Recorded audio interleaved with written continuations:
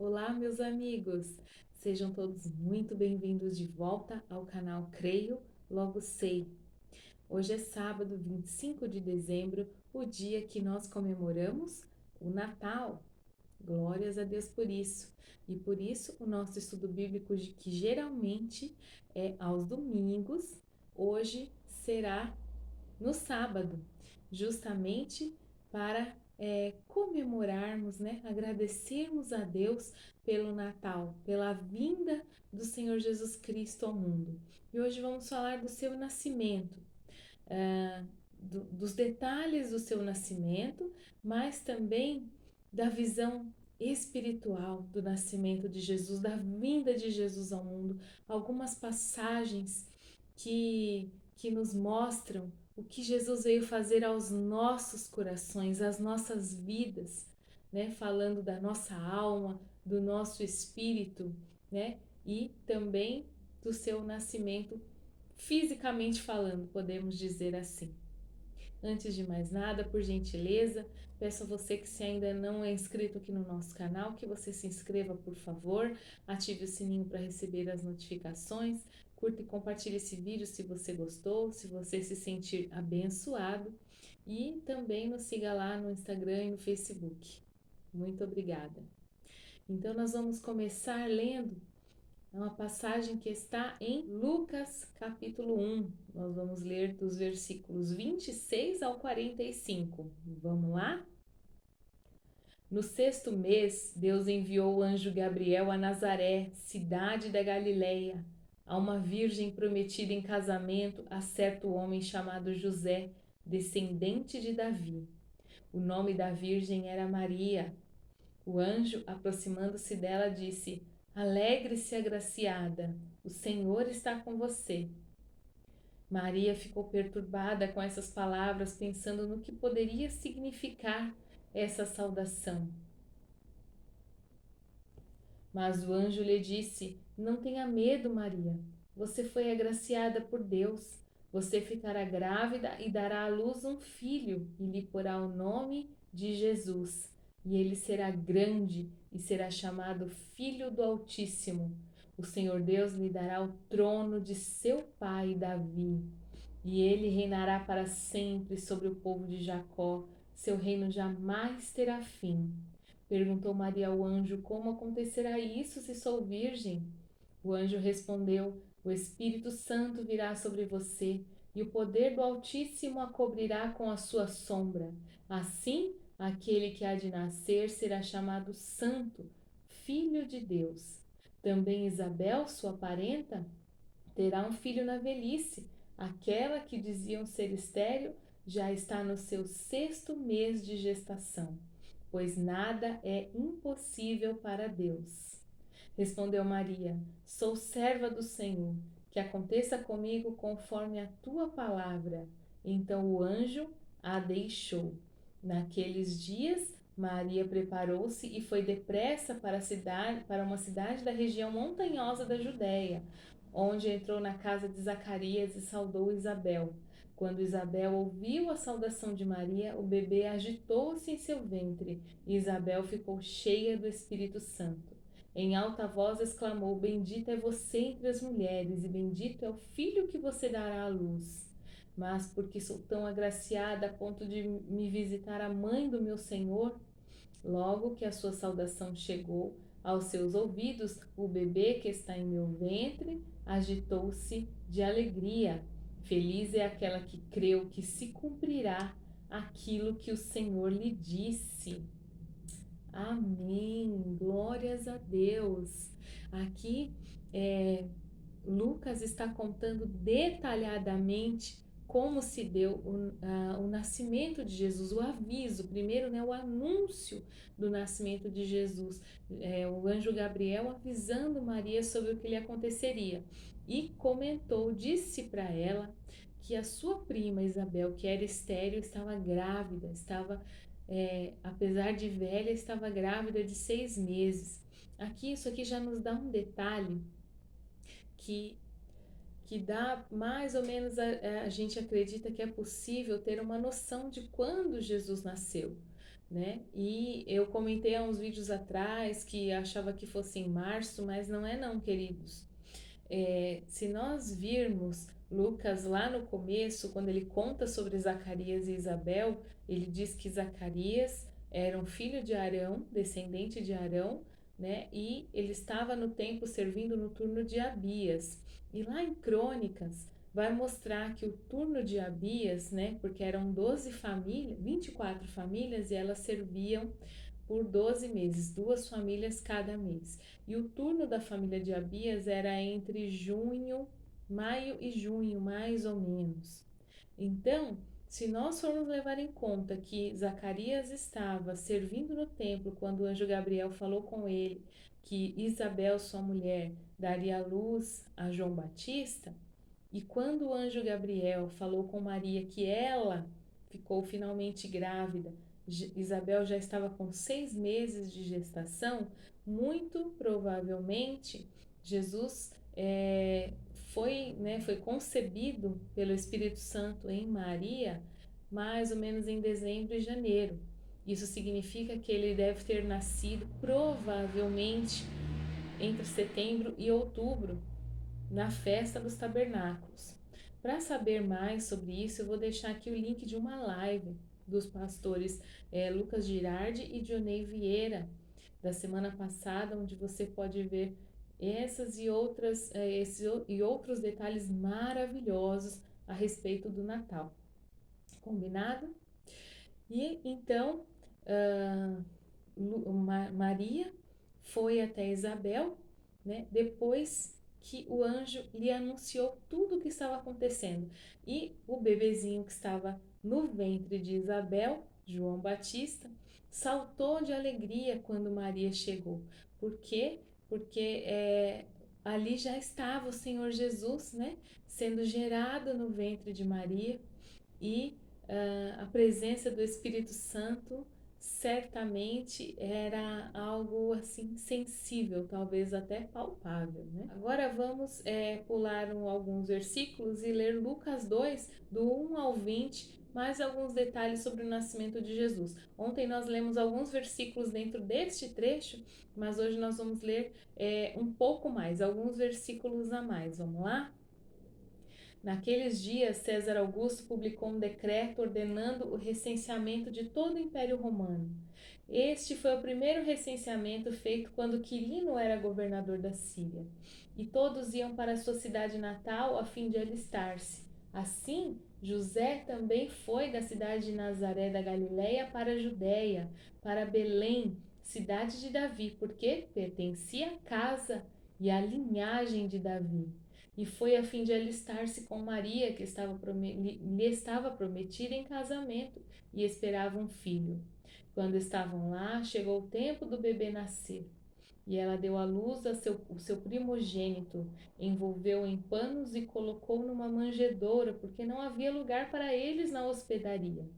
Havia pastores que estavam no campo próximos e durante a noite tomavam conta dos seus rebanhos. E aconteceu que um anjo do Senhor apareceu-lhes e a glória do Senhor resplandeceu ao redor deles e ficaram aterrorizados. Mas o anjo lhes disse: Não tenham medo.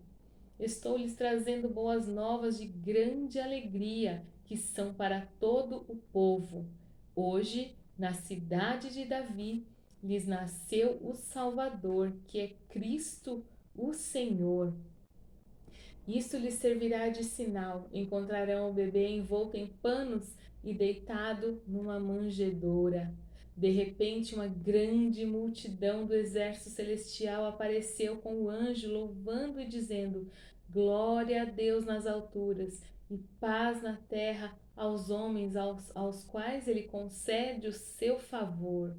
Quando os anjos o deixaram e foram para o céu, os pastores disseram uns aos outros: Vamos a Belém e vejamos isto que aconteceu e que o Senhor nos deu a conhecer. Então correram para lá e encontraram Maria e José e o bebê deitado na manjedoura. Depois de o verem, contaram a todos o que lhes fora dito a respeito daquele menino. E todos os que ouviram o que os pastores diziam ficaram admirados. Maria, porém, guardava todas essas coisas e sobre elas refletia em seu coração.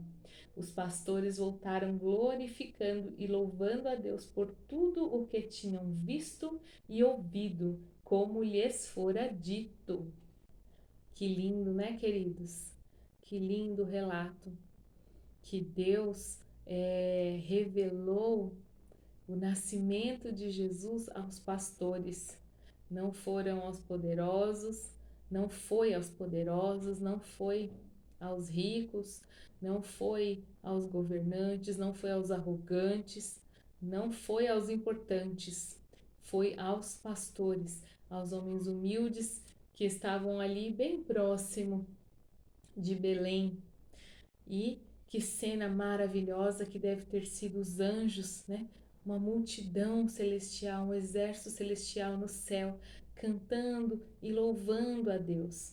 Na minha opinião, na minha concepção, esse é mais uma característica que nos faz não ter medo de comemorar o Natal, de celebrar, não é verdade? Porque Jesus morreu por nós. Isso é o mais importante, né? Isso a Bíblia deixou claro que nós deveríamos comemorar e fazer em memória dele, cear em memória dele, pela sua morte, pela sua ressurreição. Mas para ele ter morrido, ele foi preciso nascer. E foi tão maravilhosa a forma como ele nasceu. E assim a gente vê os anjos comemorando, dando graças a Deus, porque o Messias havia nascido, aquele que salvaria o mundo, né? Que foi concebido, que foi gerado no ventre de uma mulher, finalmente estava nascendo, era um bebezinho ali, né? Necessitando dos cuidados como todo e qualquer bebezinho, mas era simplesmente o Filho de Deus encarnado no mundo, não é? E se os anjos comemoraram e deram glórias a Deus, nós também devemos fazer o mesmo, agradecer ao Senhor por ter enviado o seu Filho, o seu único Filho, para morrer em nosso lugar. Bendito seja o Senhor, amém? Agora vamos ler João capítulo 1, onde fala da encarnação de Deus, né? A encarnação de Jesus, mas num patamar, numa concepção, numa dimensão espiritual, né? Não traz os detalhes que Lucas trouxe da narrativa de como aconteceu, Maria, José, a hospedaria, toda aquela gentarada em Belém e os pastores. Não, traz um patamar, uma dimensão, né? Uma outra camada da importância do nascimento de Cristo para nós, uma camada espiritual. Vamos lá? João 1, do 1 ao 14. No princípio era aquele que é a palavra. Ele estava com Deus e era Deus. Ela estava com Deus no princípio. Todas as coisas foram feitas por intermédio dele. Sem ele, nada do que existe teria sido feito. Nele estava a vida, e esta era a luz dos homens. A luz brilha nas trevas, e as trevas não a derrotaram. Surgiu um homem enviado por Deus, chamado João. Ele veio como testemunha para testificar acerca da luz, a fim de que por meio dele todos os homens crescem. Ele próprio não era a luz, mas veio como testemunha da luz. Estava chegando ao mundo a verdadeira luz que ilumina todos os homens. Aquele que é a palavra estava no mundo, e o mundo foi feito por intermédio dele, mas o mundo não o reconheceu. Veio para o que era seu, mas os seus não o receberam. Contudo, aos que o receberam, aos que creram em seu nome, deu-lhes o direito de se tornarem filhos de Deus, os quais não nasceram por descendência natural, nem pela vontade da carne, nem pela vontade de algum homem, mas nasceram de Deus. Aquele que é a palavra tornou-se carne e viveu entre nós. Vimos a sua glória, glória como do unigênito vindo do Pai, cheio de graça e de verdade. Aleluia! Que esse capítulo de João é maravilhoso, não é? E aqui ele já começa dizendo que antes de Jesus vir ao mundo, ele já era Deus. E mais, ele foi o criador de tudo. Sem ele, nada do que foi feito se fez. Nele estava a vida. E ele é a luz dos homens. Então, a luz dos homens veio à terra para iluminar, para salvar, para ensinar, para transformar, não é verdade? Aí ele vai falar um pouquinho de João, que João veio preparar o caminho. Ele ainda não era a luz, mas ele veio preparar o caminho. Depois diz que ele veio para os seus, para os judeus, mas os seus não o receberam. Mas aí vem aquela verdade preciosa, aquela lei espiritual. A todos que o receberam, que creram nele, foi dado o poder de se tornarem filhos de Deus. Todos nós que cremos, que já recebemos a Jesus em nossos corações, né, que entregamos a nossa vida ao Senhor Jesus, foi nos dado o poder de nos tornarmos filhos de Deus, não é verdade? E aí, muito interessante aqui no final, no 14, né, que fala que o Verbo tornou-se carne e habitou entre nós, né? A palavra tornou-se carne e viveu entre nós.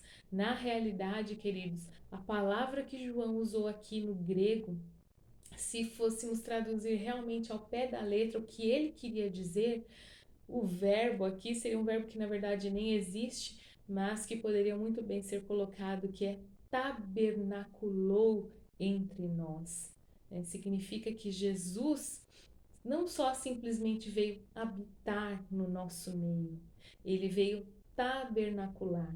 Isso traz mais uma evidência de que realmente é muito provável que Jesus tenha nascido na festa dos tabernáculos, né? Entre setembro e outubro, como nós já comentamos. Além disso, essa frase, essa palavra do tabernacular, pode significar várias coisas, como por exemplo que ele não veio simplesmente habitar aqui no nosso meio, né? Mas apenas peregrinar. Ele ficou aqui em torno de 33 anos peregrinando no meio dos homens, né? Encarnado.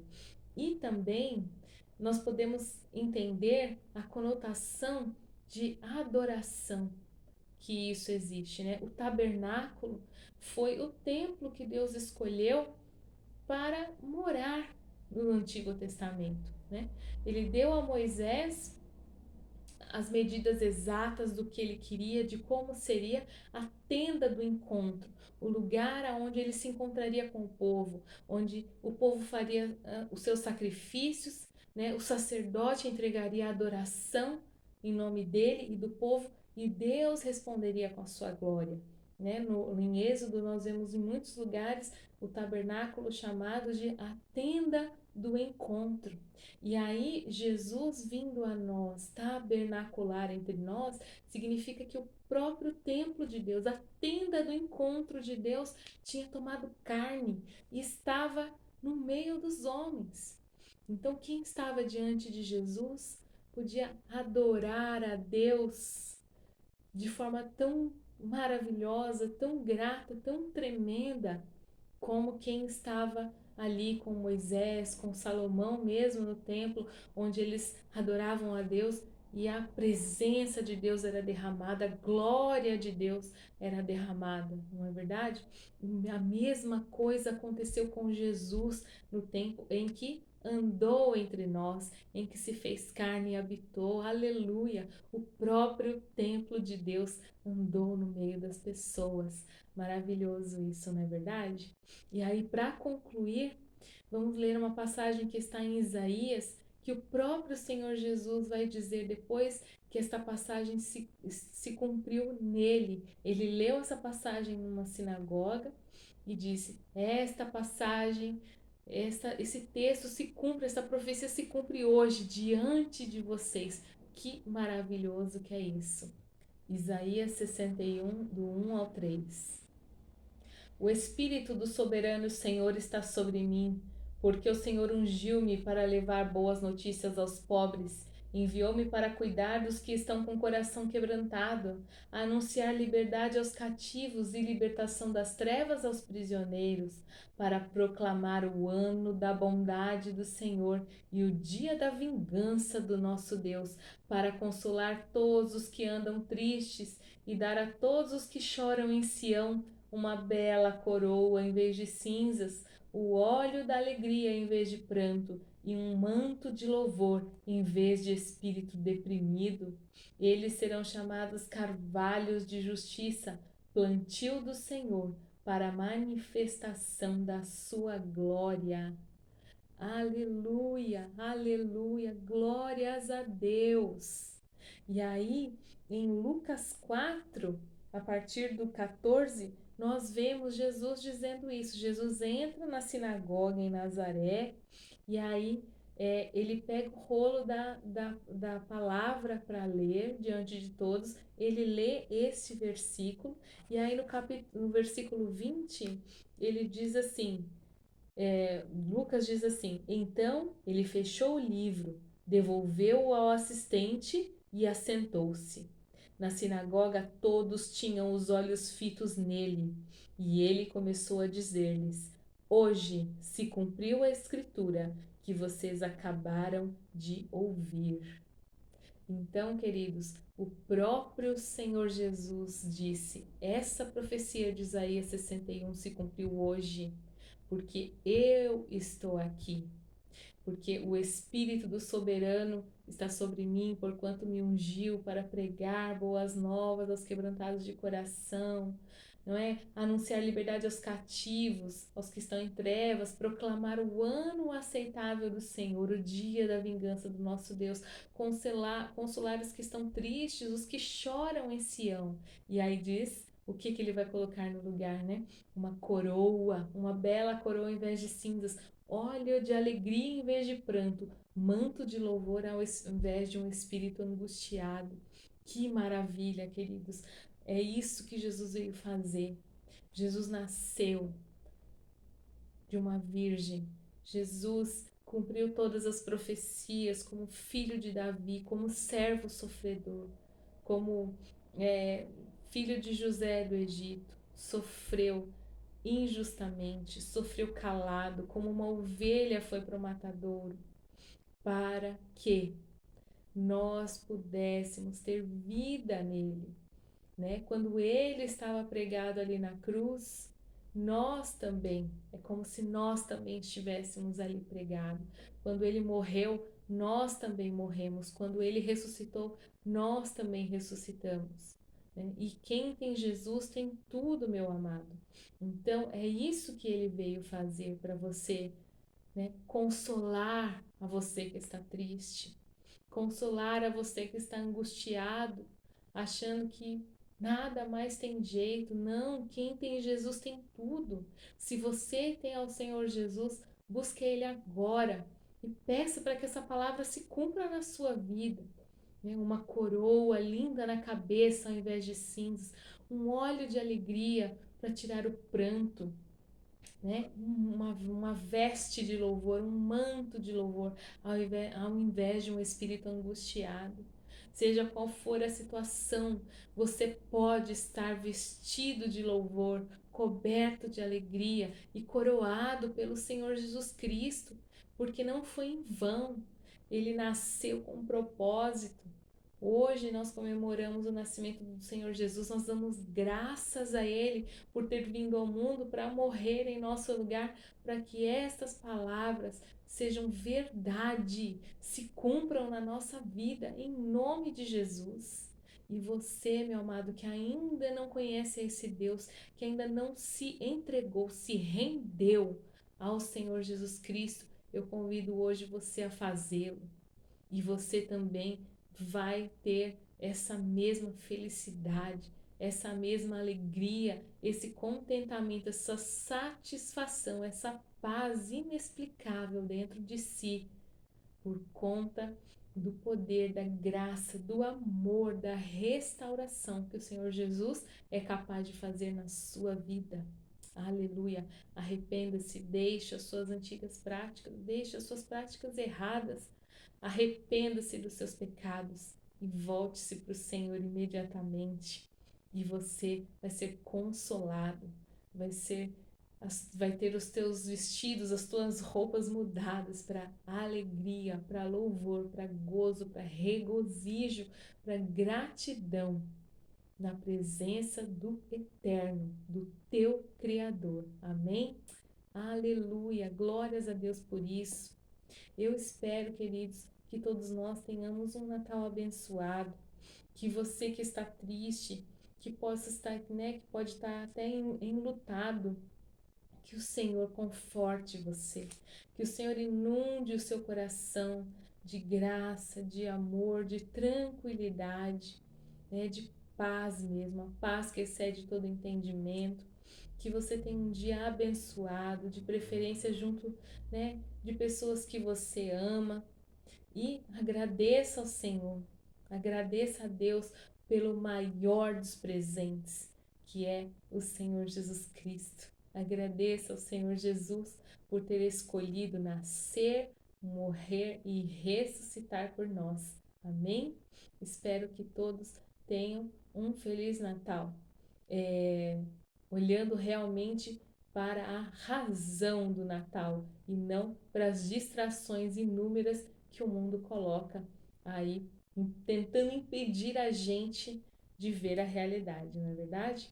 Que o Senhor te abençoe e te guarde, e amanhã a gente se vê aqui de volta. Um grande abraço, fiquem todos na paz do Senhor e um Feliz Natal.